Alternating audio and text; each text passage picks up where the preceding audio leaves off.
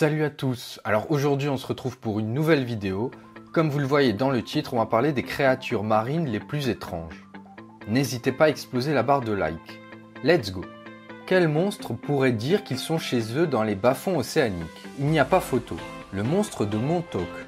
Commençons avec la plus petite. En 2008, une étrange carcasse s'est échouée sur une des plages de New York. Quelqu'un l'a vue et l'a prise en photo. En l'espace de quelques jours, le monstre de Montauk est devenu mondialement célèbre. La créature apparaissait avoir le corps d'un mammifère et la tête d'un oiseau. Il lui manquait la mâchoire supérieure et des poils, ce qui a rendu son identification difficile. Alors que certains biologistes déclarent que c'était probablement un raton laveur, d'autres ont réfuté cette déclaration en montrant que les ratons laveurs ont des jambes plus petites. Certains ont spéculé que cette créature faisait partie d'un projet top secret d'expérimentation génétique et que ce spécimen s'est échappé de la base aérienne de Montauk, ce qui contribue à la controverse en rapport à ces installations militaires. Personne ne sait ce que sont devenus les restes de cette créature. Le blob des Bermudes. Cette étrange bestiole a été découverte sur une des plages des Bermudes par un pêcheur du nom de Ted Tucker. Il fut très surpris de remarquer la blancheur, le manque d'yeux, de bouche, de n'importe quoi d'autre qui aurait pu l'identifier. Pendant plus de 7 ans, personne n'a été capable d'expliquer ce qu'était le blob. L'enquête a été fermée en 1995 quand une analyse génétique a prouvé que le blob était en fait les restes d'une baleine malade. Le monstre marin de la Tasmanie. Une étrange créature gélatineuse s'est échouée sur une plage en Tasmanie occidentale en août 1960. Elle mesurait entre 5,5 et 6 mètres de long et pesait entre 5 et 10 tonnes. Les médias ont fait un bon boulot en rendant la découverte publique et plusieurs hypothèses ont été formulées. Certains croyaient que c'était un organisme inconnu qui n'avait jamais été identifié. À l'époque, c'était pratiquement impossible de déterminer ses origines.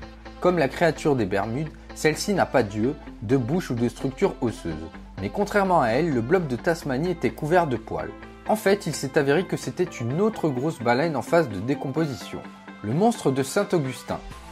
Un des cas les plus vieux de créatures aquatiques non expliquées est celui du monstre de Saint-Augustin qui a été découvert par hasard en 1896.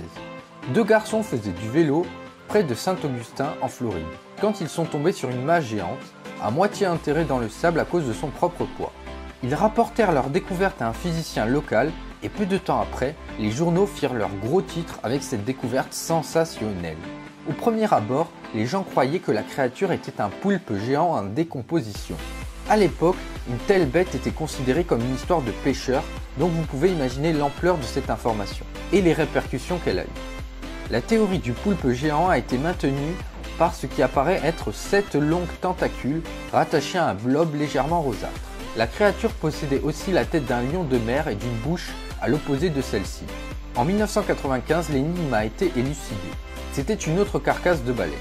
Encore une fois, Trunco. Jusqu'à ce jour, personne ne sait ce qu'était cette créature aquatique. Elle a pour la première fois été repérée sur la côte de Margat en Afrique du Sud. Cette créature s'était engagée dans une bataille sanglante avec 2 orques à l'époque. Fatiguée par la lutte, la créature géante s'est dirigée vers la côte, où elle est restée visible pendant plus de 10 jours avant de rejoindre à nouveau la mer. Elle faisait 14 mètres de long, 3 mètres de largeur et 1,5 mètres de haut. Le nom Trunco, trunk veut dire trompe en anglais, vient du fait qu'elle possédait ce qui apparaissait être pour les gens sur place une trompe d'éléphant. D'après les rapports, elle était dotée d'une fourrure blanche et possédait la queue d'une langouste. Cette créature n'a pas été encore identifiée. La bête de Stronsay. La bête de Stronsay est une grosse créature marine retrouvée sur les rives de l'île de Stronsay, à ce moment appelée Stronsa, aux Orcades après une enquête en 1808. La carcasse mesure 16,8 mètres de long, mais une partie de la queue était manquante et l'animal devait être un peu plus long. Le Natural History Society d'Édimbourg n'a pu identifier la carcasse et estime qu'il s'agit d'une nouvelle espèce, probablement un serpent de mer. Mais toutes les tentatives de classer cette créature ont été infructueuses. Sa description ressemble à celle du monstre du Loch Ness, d'où l'idée que c'était probablement un serpent de mer. Le blob chilien. Une créature pesant près de 13 tonnes et mesurant 12 mètres de long a été découverte sur la plage de Los Muermos au Chili, durant l'été 2003. Au premier abord, les scientifiques étaient incapables de déterminer ce que c'était, mais les gens ont émis l'hypothèse que c'était une espèce inconnue de poulpe géant. Plus tard, les tests ADN ont révélé que la créature gélatineuse n'était autre qu'une baleine bleue en décomposition. Voilà, c'est tout pour cette vidéo, j'espère qu'elle vous aura plu. Surtout, n'hésitez pas à liker et à vous abonner.